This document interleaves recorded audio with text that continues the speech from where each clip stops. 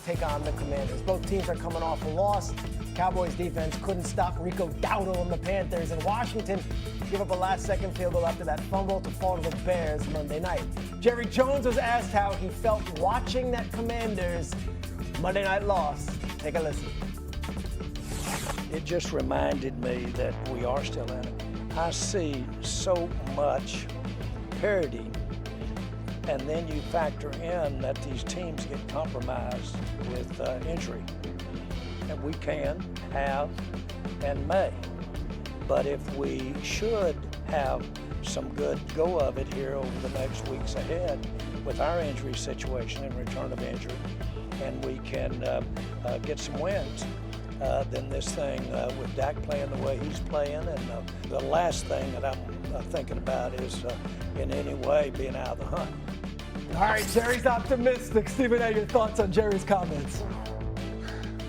Well, first of all, again, happy belated birthday to my buddy Jerry Jones, who I've got love for, but I think he's off his rocker, and I have told him this, and I'm going to say it to him again.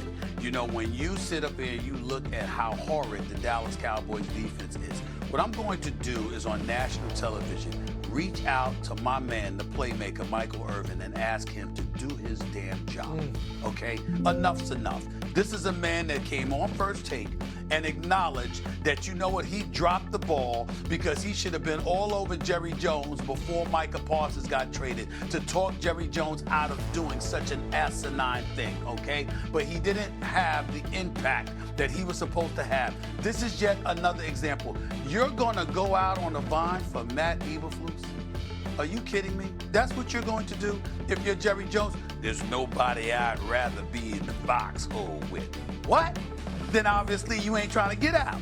You ain't trying to get out. You're trying to stay right into that purgatory that you in, because you can't tell me with a straight face that you're cool with what you're seeing. Michael Irvin went on X and literally tweeted, he has never seen a defense with so many people so wide open. So many people so wide open. It's like everybody was open. Who's playing defense? This is what you're talking about. I have renamed the Dallas Cowboys the Alice Cowboys. Take the D off their name. It's non-existent. They're the Alice Cowboys. That's what they are. And Jerry Jones will sit here, all right, because you know how he's going to be. He's going to double down. He's going to double down. Yeah, I traded him. That's right, and I stand by it. You know, we got Kenny Clark, and we got 2 first-round picks coming up. We've got assets that we're going to use to build. Not only that, the $41 million I was going to give Micah Parsons. Look at the money that I was able to go in other places and spend. We'll see. What you need to be thinking about is how you're going to play George Pickens, and you need to be thinking about how you're going to ingratiate yourself with David Mulugeta, because what you don't want to do is have history repeat itself. He represents Micah Parsons, and now he represents George Pickens, and George Pickens is showing that he deserves his money. He's going to earn his money. You're going to have to pay that, brother. Let's not sit up there and let something get in the way of that. In the end, what it comes down to is my Libra buddy, who I got love for, says things in this day and age. I mean, he is 83, and he has openly acknowledged that his best years are behind him. He is staring at his own mortality, and when he comes out, yet still doubles down with the nonsensical drivel that he does, it does leave you scratching your head and saying, Jay, what the hell wrong with you? What the hell wrong with you? You watching the defense just like the rest of us watching the defense. What, do you need some binoculars? What the hell is going on? Because he doesn't have a defense. They are the Alice Cowboys. It's who they are. Alice in Wonderland and Alice Cowboys. Kimberly Martin, are they still in it, though? Can you see In what? In it. In the hunt, in the conversation. Can the Cowboys still pull themselves out of this hole? The only reason I have sort of faith or positive vibes when I think of the Cowboys is the quarterback. The problem is, like we talked about on Get Up, Dak can't play 22 positions. Steven's right. They don't bring a defense with them right now. When you look at Russell Wilson and the 450 passing yards, when you look at Rico Dowdle, that is like me telling you, hey, a week from today, next Wednesday, meet me outside 3 o'clock. I'm going to slap the crap out of you. And you say, okay, next Wednesday, you come to me and you're like, all right, slap me. What are we doing? What are we doing? This man, Rico Dowdle, said, I am coming. Buckle up, because you cannot tackle me. And he proved it. 239 scrimmage yards. That to me, it's sort of a pride thing. Like at that point in that game, it's like this guy, no. We got to do something else. He can't have the last word on us as a unit. What's also a little frustrating with Jerry is part of the Micah Parsons trade discussion was he was sort of like, we really need to stop the run.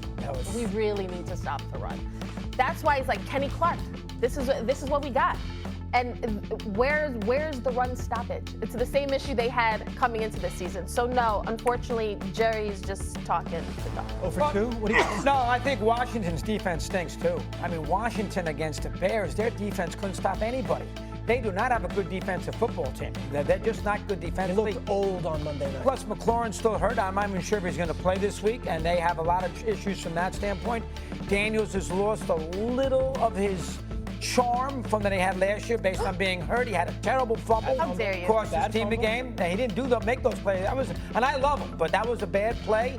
And then, of course, they let him go right down the field. And remember, they're 2-3-1, the Cowboys, okay?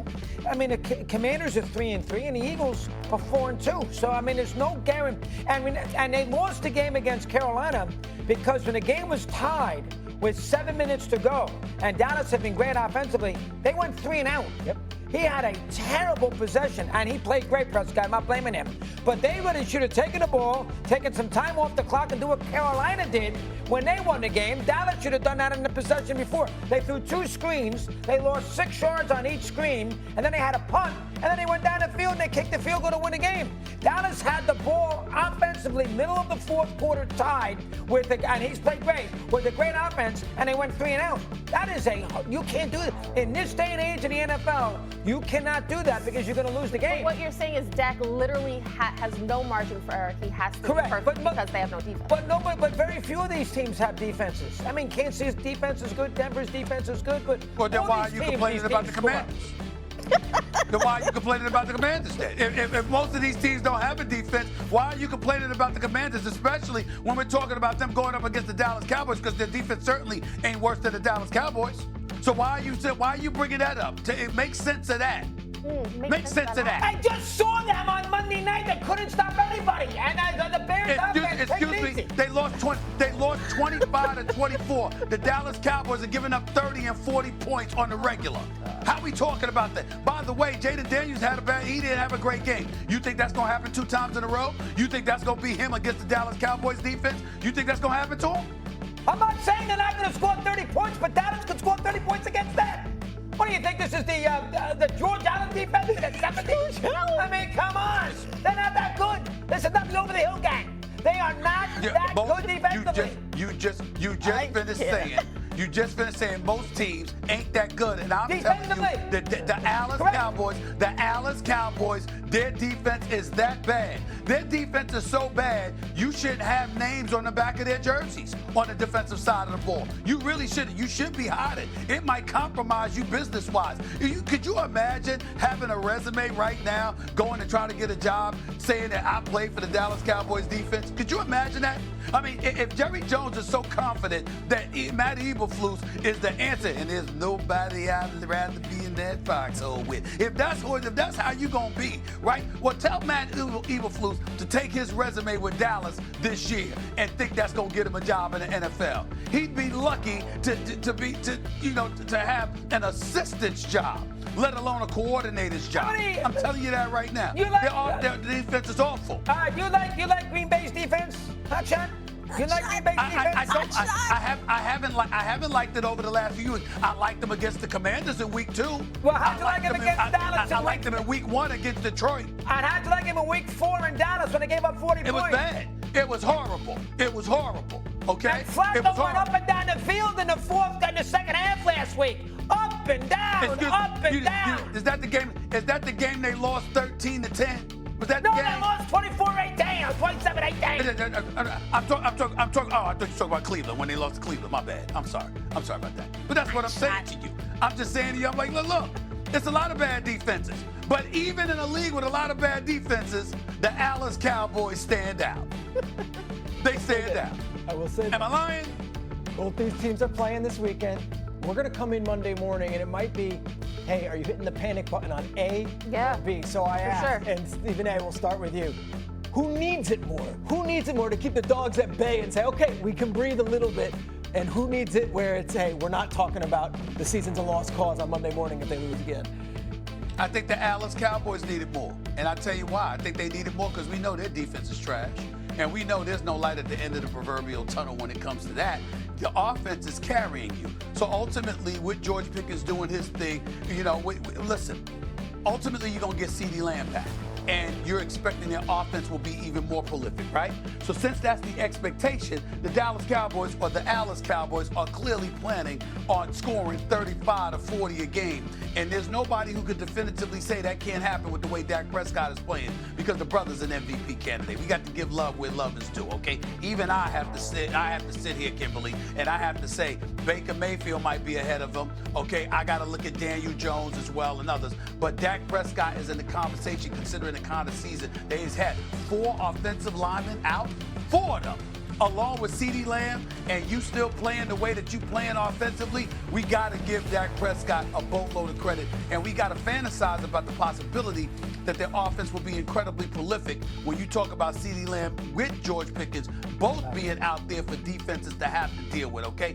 But the point is that you're riding on that because you can't rely on your defense. No matter what happens to the Washington Commanders, we got a belief in Jaden Daniels, but we also believe structurally, culturally, with Quinn as a head coach, an experienced guy that once took a team to a Super Bowl. We've got to believe that even with a loss, eventually they will right the ship as the season progresses. We know that the Dallas Cowboys are going to nosedive if they can't get anything going offensively because their defense is just trash, and that's the issue.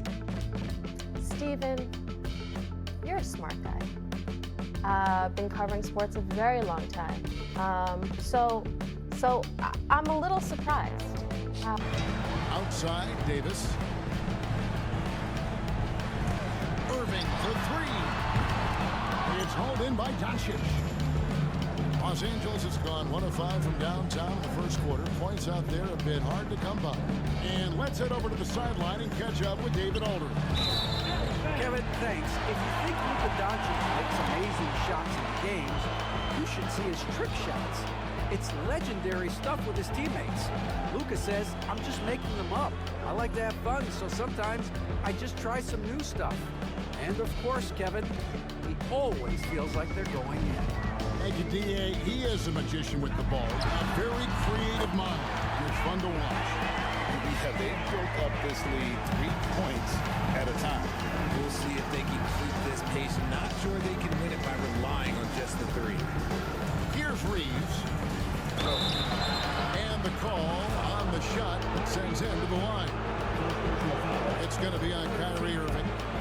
I mean, even from over here, you can see that one pretty clearly. He's getting his first free throw attempt of the night right now.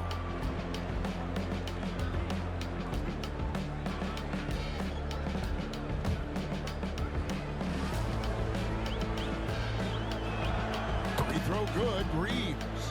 I know Reeves has been accused of hunting fouls before, Richard. Do you see that? Oh, I don't know if it's all on Reeves. It's just the way the game is played. Great players learn how to put you in position to foul them. The goal of the game is to score, and if that's hunting fouls, then hunt away. And Reeves drops them both. And so it's Russell with it. He brings it up for the Mavericks. It's a 13-point game. Vanderbilt against Davis. The 11-footer. It's hauled in by Los Angeles. Here's Connect. It's tipped. So looking it over to the inside. Stolen by Connect. And pushing it up. Here's Los Angeles. Good on the shot. And you like to see that from Connect. Found the man with a better look. Mavericks leading by 11. Outside, Davis. Back to Russell. And the slam dunk by Russell. The knee just kind of stepping aside and letting him get to the rim. There's a reason, GA, the lead is what it is right now. Yeah, it's going to take better rim protection than that if they're going to climb out of this hole. And Doncic used to creating kind of a luxury for him to simply catch and shoot. And we've got a timeout called by Jason Kidd. He wants to talk to his guys. And Los Angeles with some changes. James checked in for Austin Reeves. And it's Gabe Vincent in for Doncic.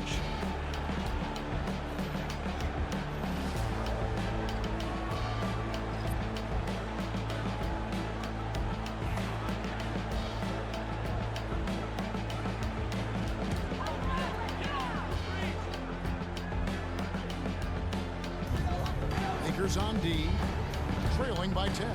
Poked away. Vanderbilt with the steal. And the basket is good, and he's got a chance here for one more at the line. And this rookie connect is special. Even when he gets roughed up, stays in control. And this is his first trip to the line tonight. He's knocked down 3/4 of his foul shots this season, so he's right around 75%.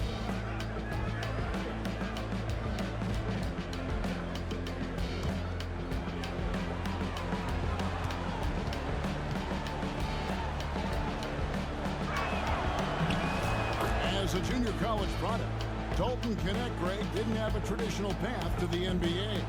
Yeah, Kevin spent 2 years at a JC, 2 more at a small Division I program, then used his extra year of eligibility to transfer to Tennessee. And there he became a first-team All-American and turned himself into a first-round pick. Pocket 6, got a piece of it, and he's able to get it back. The shot's good from Prescott. And I like Russell's ability to create